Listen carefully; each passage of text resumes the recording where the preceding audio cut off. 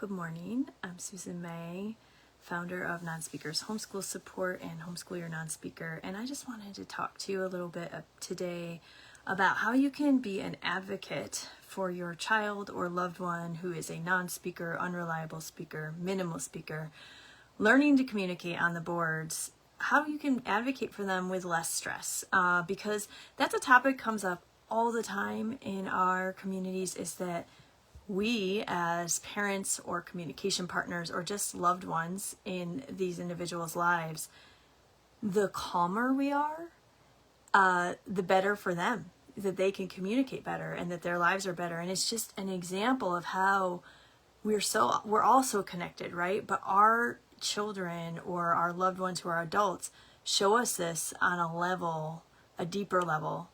And here's the thing, is that there has been some really upsetting articles being published in some pretty big publications lately about these methods, whether it's RPM, facilitated communication, spell to communicate, the speller's method. There's a lot of controversy. Now, if you're a loved one or a friend of someone like me, and you're not in this world, you may wonder, what the heck? What's the controversy about? This video is not exactly for you, although I would really appreciate you to continue listening. But this is for the families who were in this world. We're working with our kids every day on the boards. We're busting our butt trying to break through and bring communication to life for them. We're trying to bust our kids out of these cages, their bodies that they're stuck inside. And then we have on top of that, these messages going out into the world that this is somehow not real, that it's illegitimate, that it's been debunked. And how do we handle all this?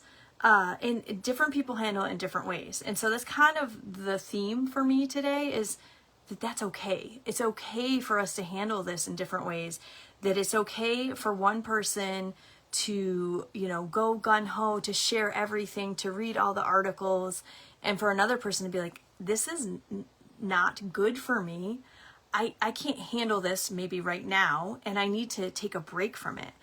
I want you to think right now about what is your top priority in your life. If you're a parent or a communication regulation partner, if you're a sibling. And this really is probably more targeted at families that are in this acquisition stage. That's where Carter and I are at. We're still in acquisition 3 years after we really got consistently on the boards. Acquisition means that our loved ones are not open yet. So they're still getting their bodies under control. They're still learning how to accurately get their body enough control that they can accurately point at the letters they want. Okay, it can last a long time because their bodies are very difficult for them. Okay? Have you thought of your top priority?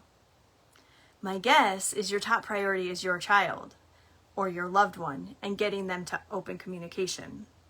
And so you want to do the things that are going to serve your child best. And again, remember, to serve your child best, you have to be at your best. So if all of this negativity, if all of these articles and all these comments are bringing you to a dark place, you have to get honest with yourself. Are you helping your child? Now, I'm not saying that we need to be ignorant, okay? I understand that this can be a controversial opinion. I have an unpopular opinion, and I've had it for a long time. But I truly believe that unplugging can be the most responsible thing to do. And for some people, they think, well, that means you're not informed.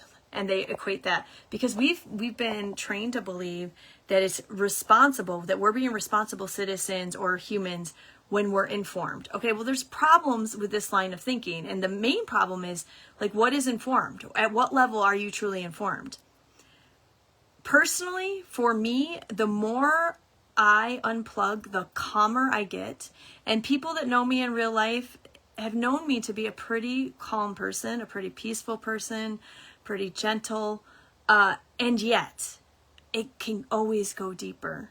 And it's so important because you can look calm on the outside and your loved one can feel turmoil that you're experiencing inside. So even if you're talking with a quiet voice slowly, you look completely calm. If you're not, they still sense it. Okay? So I want you to imagine a life where maybe you didn't even know about these articles, because You took Facebook or Instagram or YouTube or whatever your favorite social media is, you took it off of your phone and you just don't go on it very much anymore. And so you miss a lot. Imagine a world where you don't scroll the comments and read them all and get hyped up and want to reply to everyone who is just clearly ignorant. So advocacy can be writing publicly, it can be sharing publicly online on your whatever, it could be a video, it can be a comment, it could be a post. But I truly believe what's less emphasized and valued is our in-person connections.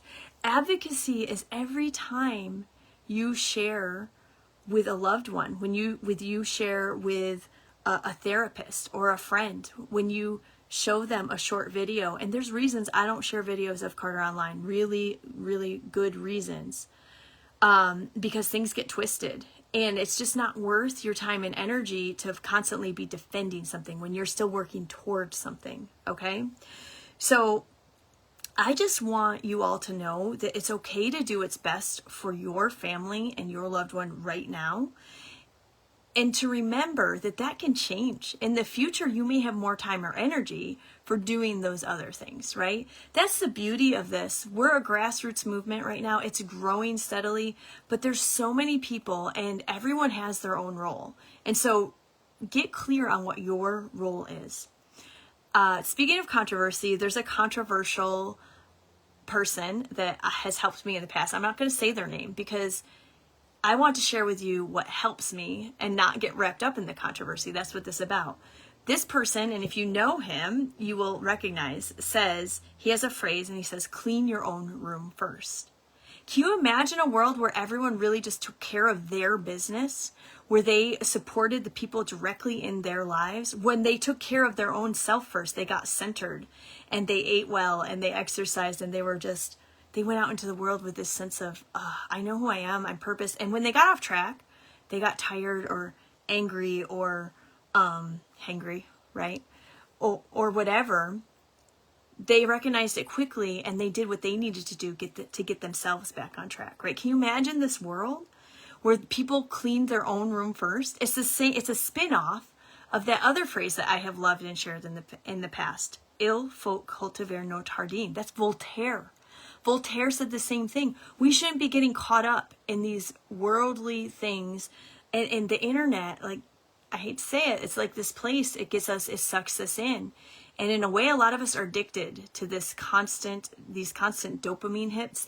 We're used to be constantly stimulated, and actually getting calm or like tending to mundane daily tasks can feel really uncomfortable when we're not used to it. It can just not feel good. We'd rather have some sort of stimulation, even if that stimulation is negative, even if it's anger or righteousness.